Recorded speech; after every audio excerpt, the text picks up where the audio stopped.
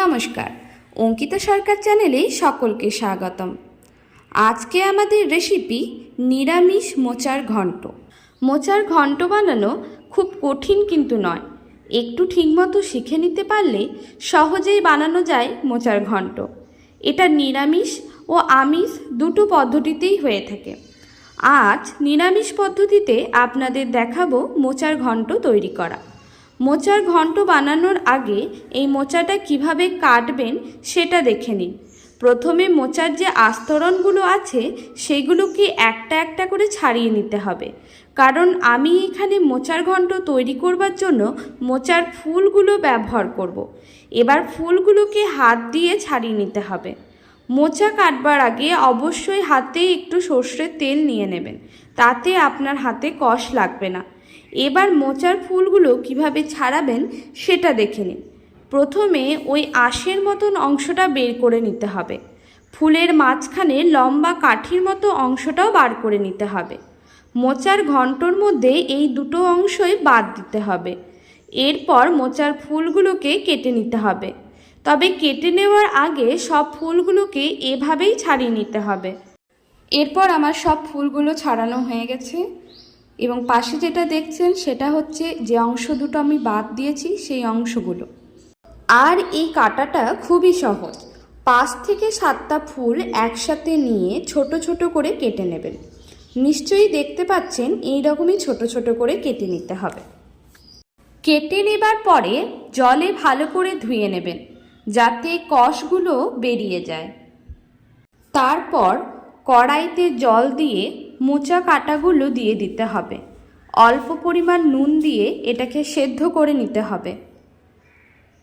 তারপর একটা মশলা তৈরি করে নিতে হবে। জিরে, শুকনো লঙ্কা, আদা, টমেটো এগুলোকে ভালো করে বেটে নিতে হবে। মোচার ঘন্ট, ভর্তা, মোচার কোপ্তা, মোচার চপ জিভে জল আনবে। কলা গাছের প্রায় প্রতিটি অংশই কোনো না কোনোভাবে ব্যবহার করা যায়। মোচার উপকারিতা যাই বলুন না কেন তা বলে শেষ করা যাবে না। বাঙালি বাড়িতে মোচা দিয়ে বিভিন্ন রকমের পদ রান্না করা হয়। দেখতে সুন্দর, স্বাদেও অতুলনীয়। কলার মোচার মধ্যে থাকা বিভিন্ন উপাদান পুষ্টিগুণে ভরপুর। Carbohydrate, protein, fat, fibre, calcium, phosphorus, iron, copper, magnesium, vitamin E দ্বারা সমৃদ্ধ কলার মোচা। ডায়াবেটিস এখন প্রায় সব ঘরের কাহিনী। আবার বহু মহিলা অ্যানিমিয়াতেও ভোগেন।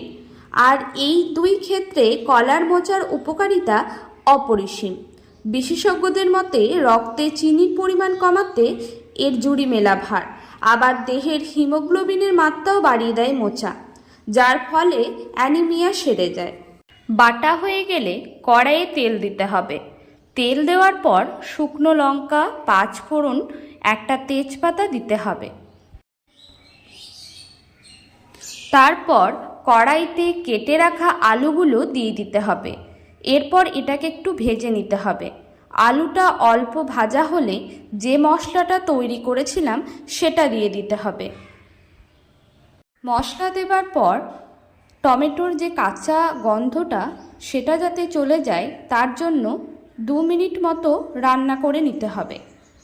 সেদ্ধ করে নেওয়া মোচাটা আরও একবার ঠান্ডা জল দিয়ে ধুয়ে নিতে হবে। তারপর কড়াইতে মোচাটা দিয়ে দিতে হবে। এরপর স্বাদ মতো নুন এবং হলুদ দিতে হবে। ভালোভাবে নেড়ে নিয়ে ঢাকা দিতে হবে।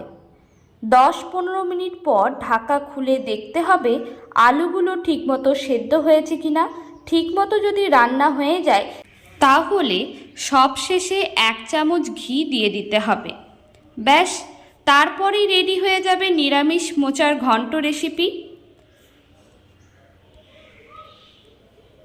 এই রেসিপিটা যদি ভালো লেগে থাকে তাহলে অবশ্যই কমেন্ট করে জানাবেন এবং সাবস্ক্রাইব করে দেবেন পরবর্তী কোনো ভিডিওর জন্য, এবং পাশে থাকা বেল আইকনটিও ক্লিক করে দেবেন।